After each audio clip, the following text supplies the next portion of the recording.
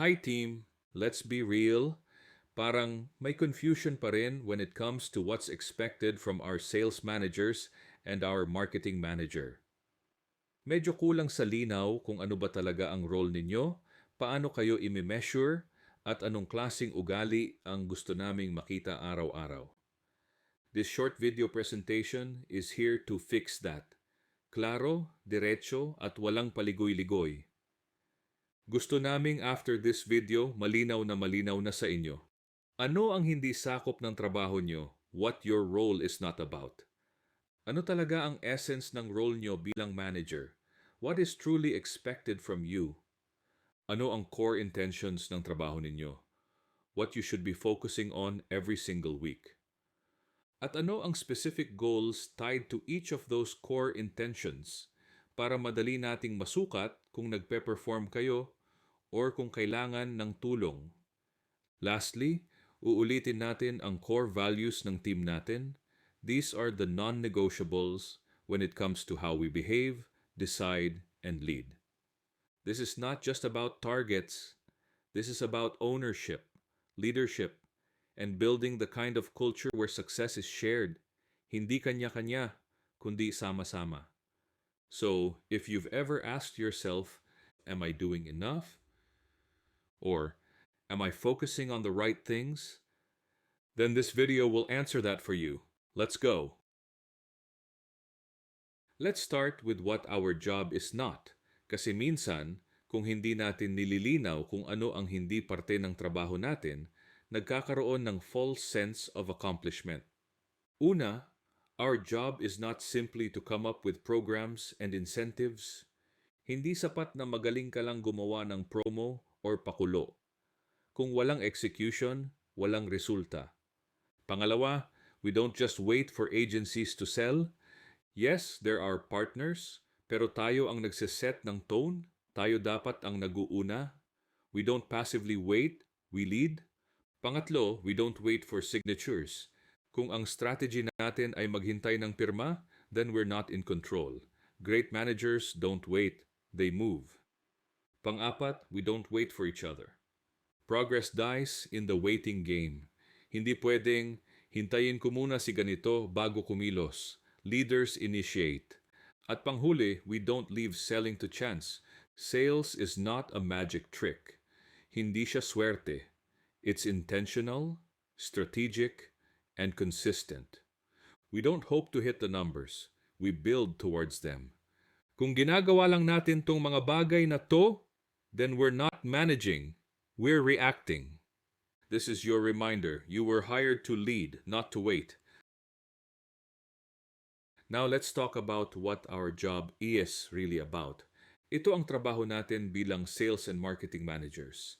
Kung gusto nating makabenta ng malaki, kailangan malinaw to.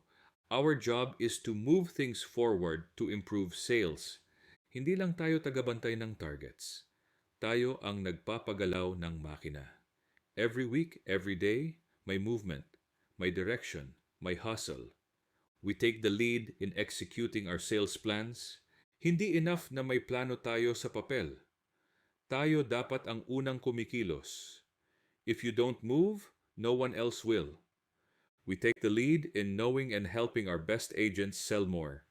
Kilalanin mo kung sino ang top performers. Alamin mo kung ano ang nagpapagana sa kanila. And give more of that. Tulungan mo silang mag-top palalo. We take the lead in getting and taking care of new recruits. Ang hiring ay hindi lang trabaho ng HR. Kung gusto mong lumaki ang benta, kailangan mong magparami ng sellers. At hindi lang parami, alagaan din sila. We build personal relationships with agency heads and key people. Hindi lang professional, personal. Dapat may tiwala, may rapport, may connection. Relationships move results. We also build relationships with top agents. Walang VIP treatment. Lahat mahalaga. Pero yung mga top agents, you don't leave them hanging. They need to feel seen, heard, and valued. Lastly, we personally get approvals for our recommendations. Hindi tayo nag-aabang ng milagro. Kung may kailangan para gumalaw ang plano mo, Ikaw ang mangungulit. Ikaw ang kikilos. Sales is personal. Leadership is personal. Kung may gusto kang resulta, ikaw ang unang gagalaw para makuha yon. Sales managers, ito ang core ng trabaho ninyo. Hindi kalat-kalat, hindi sabay-sabay ang priorities. Tatlong bagay lang, pero malalim ang impact kapag ginagawa ng tama. Una, generate sales. Sales ang pangalan ng laro. So yes, ang pinaka-basic pero pinaka-crucial mong role, magpabenta. Pero hindi ito passive. Hindi ka nag-aabang ng magic. Dapat may plano, may kilos, may weekly movement. Kung walang benta, walang silbi ang magandang plano. Pangalawa, grow and help your sales force to sell. Hindi mo lang trabaho magbenta, trabaho mong magparami ng taong marunong magbenta. That means training them, coaching them, motivating them, and giving them real support, not just reminders. You're not just a manager, you're a multiplier. At pangatlo, help the top agents sell more. Yes, strengthen the strong. Bakit? Kasi sila ang may momentum. Kung matulungan mo silang umangat pa, the overall numbers shoot up. It's smart leadership. Hindi mo sila pinababayaan kasi magaling na sila. You lean in even more. Kung focus mo ang tatlong ito araw-araw, every week, every month, you're doing your job well. It's not about being busy, it's about being intentional, and this is how we win. Marketing manager, here's your lane. You're not here just to post or promote. You're here to move hearts, spark curiosity, and drive foot traffic. Una, brand recognition. You are the voice of the brand. Your job is to make sure that when people think about chapels or columbary services, tayo ang una nilang maiisip. Hindi lang dahil sa ganda ng graphics or dami ng posts, kundi dahil may dating, may message, may soul. Bawat promo, bawat caption, bawat ad should help people recognize who we are and what we stand for. Because people don't buy what they don't remember. Marketing is not about noise, it's about recall. Pangalawa, getting prospects to come to our property. Here's the golden rule. Traffic is king. Ang goal mo is paakyatin ang tao sa property, physically or digitally. No visit, no inquiry, no inquiry, no sale. Whether that means creating campaigns, coordinating with agencies, doing events, or pushing promos, ang sukatan ng effort mo ay foot traffic. If no one's walking through the door, something's missing. So don't just focus on aesthetics. Focus on attracting people to come closer. Because the best marketing doesn't just look good, it brings people in. Remember, you're not just in charge of making things look nice, you're in charge of making people care and come. Now for our chapel director, your role is sacred, literally and emotionally. You're not just running a facility, you're leading a space where people say goodbye to someone they deeply love. So your number one intention is simple but powerful. Deliver excellent service and facility experience for every customer. Let's break that down. Service means people feel cared for. Hindi lang sila hinatid sa chapel at iniwan.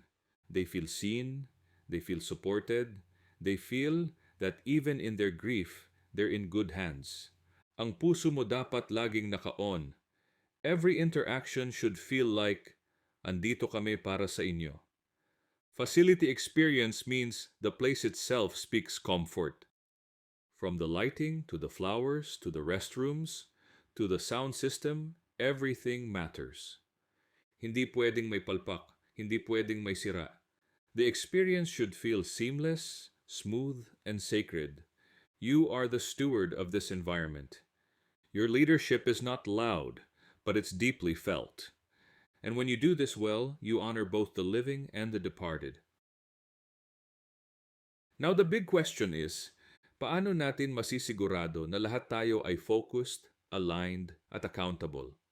Simple. We track, we review, we reflect, we act.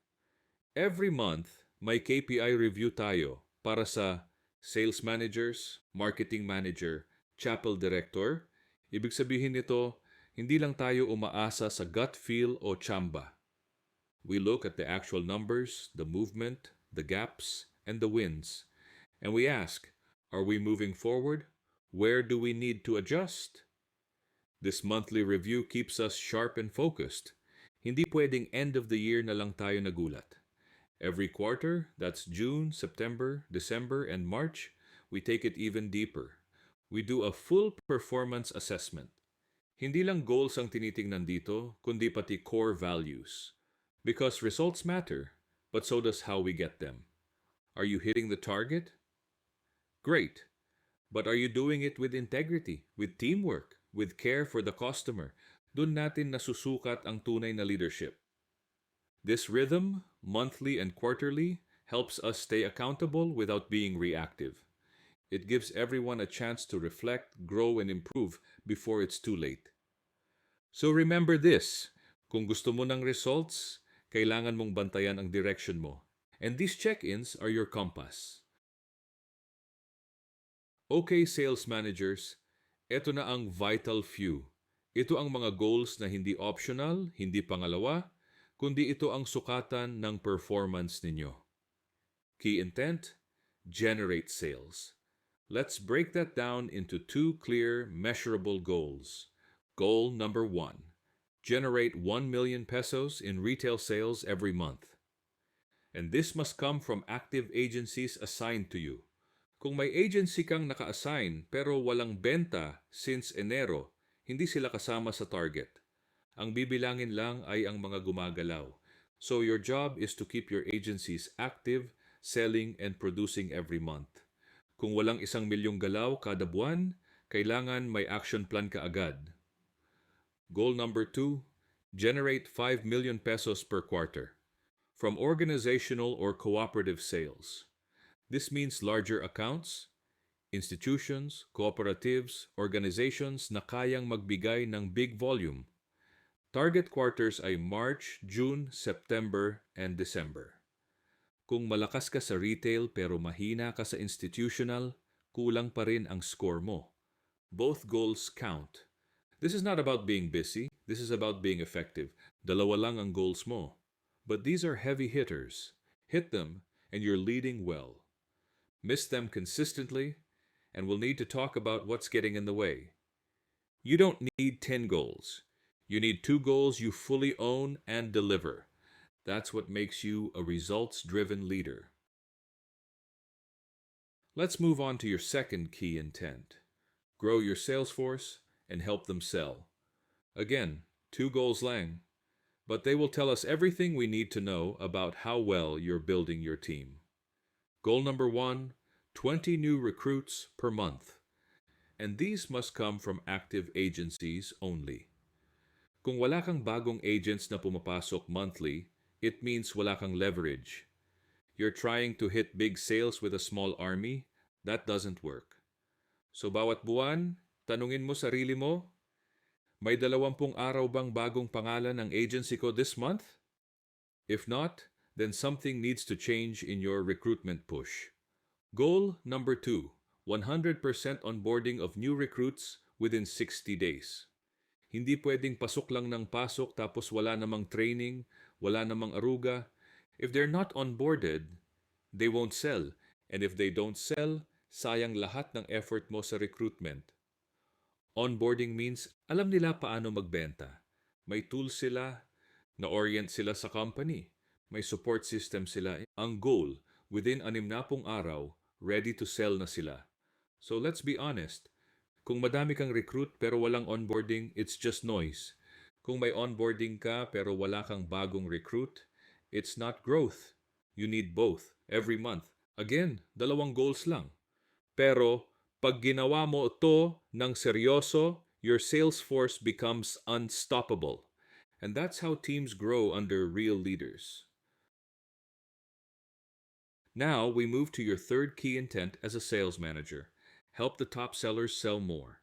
Let's face it, your top agents are already good, but that's exactly why they deserve more attention, not less. Because when you strengthen the strong, your numbers grow faster and more consistently. Goal: top 5 SCs by agency must undergo at least one training per month. SC here means sales consultant, your frontliners. For each active agency, kilalanin mo agad kung sino ang top 5. Hindi ito optional. Hindi ito nice to have. This is a non-negotiable. Bakit? Because when your best sellers are growing, their energy and success pull up the rest of the team. Kung sila ay napapabayaan, the whole system weakens. But if they keep improving, the whole agency gets stronger. Training doesn't have to be fancy. It can be a short Zoom coaching, a role play session, a product refresher, or just a real conversation about how to close better. What matters is intentional development. Every month, every top 5. So here's the question to ask yourself regularly. Have I poured into my strongest sellers this month? If yes, you're multiplying results. If no, you're leaving power on the table. 1 training a month, 5 people per agency. That's how you build elite sellers and a dominant team. Now let's talk about the daily grind, the actions that drive results. Kasi kahit gaano kaganda ang goals mo, kung walang galaw, wala ring outcome. Here are your key activities as a sales manager. These are the non-negotiable moves that fuel your numbers every week. Write to 10 organizations or cooperatives per week. Yes, every week, hindi every quarter. You should be consistently reaching out, emails, messages, proposals, because kung hindi ka naglalatag, walang lalapag. This is your pipeline. Keep it full.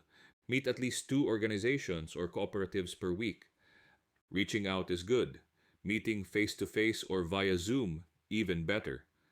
Ito na yung opportunity mo to pitch, to connect, and to close. 2 meetings a week may not sound like a lot, but done consistently, you build momentum.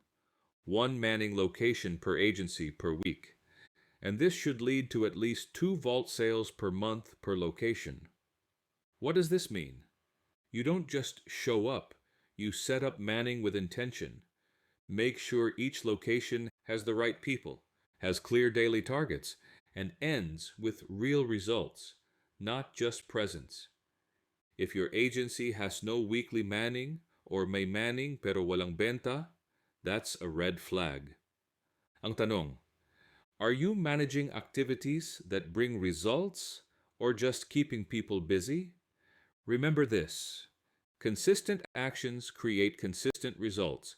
You're not paid to wait. You're paid to move. These 3 weekly activities, emails, meetings, manning, they're your engine. Keep them running. All right, marketing manager, this is your zone. Your key intent is clear. Build strong brand recognition that drives results. Hindi ito tungkol sa ganda ng graphics lang o dami ng posts per week. Ang tanong, dahil ba sa efforts mo, mas kilala na ba tayo? At mas maraming nagtatanong. Let's talk about your 2 vital few goals. Ito ang actual scoreboard mo. 40 social media inquiries per month. Yes, every month, minimum 40 na inquiries dapat galing sa Facebook, Instagram, TikTok, or wherever we're active. Hindi likes, hindi shares, inquiries, people asking, magkano po? Pwede po ba mag-visit? May available vaults pa po ba? This means your content, copy, visuals, and timing are doing the job. You're not just posting, you're creating curiosity and converting it into action. 1 signed-off pre-need partner per month per quarter. So by March, June, September, and December, dapat may at least 1 new pre-need partner na approved at signed. These are companies or orgs na pwedeng magbenta ng services natin as part of their employee benefits or community programs. Ito yung long game. You don't just build a brand for awareness, you build it for distribution. Note, we want to replicate the success of Regine. Millions of pesos in sales just from social media marketing. She proved it's possible. Now we build a system that makes that repeatable. So, here's your real challenge. build the buzz, generate the leads, and open new doors for selling, month in, month out. Kung consistent ang execution mo dito, your brand work won't just be visible, it will be profitable. Now let's talk about your second key intent as marketing manager. Get people to visit our premises. Because here's the truth, kung walang dumadalaw, walang bibilhin. We're not just selling a service, we're inviting people to experience something sacred. And people decide faster when they can see it, feel it, and connect with it. Goal: 2 events per month that draw prospects to our building. These events can be a simple open house, a memorial planning session, a partner agency orientation, or even a community talk or wellness seminar. Basta malinaw ang goal, magdala ng tao sa property. This isn't just about filling chairs. This is about creating moments. Moments where they feel welcome. Moments where the chapel speaks to their needs. Moments where they start seeing this place as their future family's sanctuary. Ang tanong every month is simple. What are the 2 events I've planned this month to get people in the door? Did we promote it well? Did it bring in quality leads? And just like we said in the last slide, Regine turned online interest into real sales. Now let's turn physical visits into closed deals. This isn't marketing for vanity. This is marketing for velocity. Let's move them from interest to intention to investment, one visit at a time.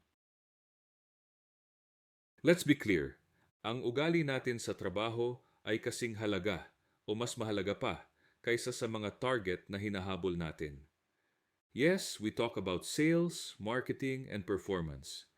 Pero kung walang core values, hindi magtatagal ang resulta. Why? Because great numbers with poor behavior equals short-term wins only. But when we live by values, we build something that lasts. Kaya nga sinasabi natin, be proactive. Stop waiting. Be the first to move. Don't just complain, solve. Kung may problema, sabayan mo ng solusyon. Lead from the front. Hindi sapat ang utos. You set the example. Be responsible. Ikaw ang maghanap ng approval. Ikaw ang mag-follow up. Huwag ipasa ang responsibilidad. Execute plans. Hindi enough na magaling kang mag-present. Kailangan magaling ka rin magpatupad. And all of this, it's not a suggestion. These are our core values. And they are just as important, if not more important, than your KP is. We are responsive, we are proactive, we innovate, we communicate. We are responsible, we value time, we are accountable. Kung isa lang sa mga yan ang mawala, babagal ang team, babagsak ang tiwala, mawawala ang respeto. Remember this, kahit gaano ka kagaling, if you don't live the values, you're not leading. Values first, results follow. This is how we move forward together. Maraming salamat sa oras ninyo. Ang goal ng video na to ay simple. Para lahat tayo malinaw sa expectations, measurement, at ugali na kailangan sa trabaho natin. Clarity creates confidence. At pag lahat tayo malinaw sa role, alam ang sukatan, at consistent sa values, walang imposible. So let's all succeed together. Hindi kanya-kanyang diskarte, kundi sama-samang galaw, sama-samang tagumpay. Let's lead with excellence. Let's move with heart. And let's make this team something we're all proud to be part of. Tara, let's do this.